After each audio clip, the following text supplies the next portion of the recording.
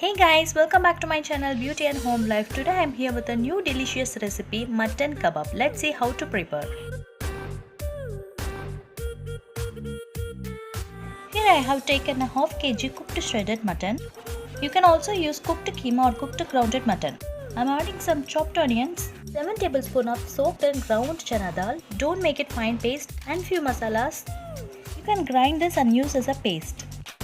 Finely chopped coriander leaves, chillies, chilli powder, cumin seeds, turmeric powder, coriander powder, garammasala, chicken 65 powder, ginger garlic paste and salt. Lemon juice,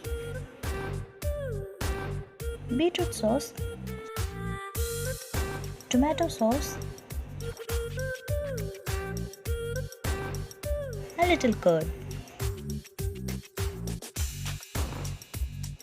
Add together and mix well. Here I have made in a kofta, kabab and vada shapes patties. You can make your desired patties. Fry till it turns into brown in color. Now your mouth-watering mutton kebab is ready. Serve hot with different sauces and enjoy your snack.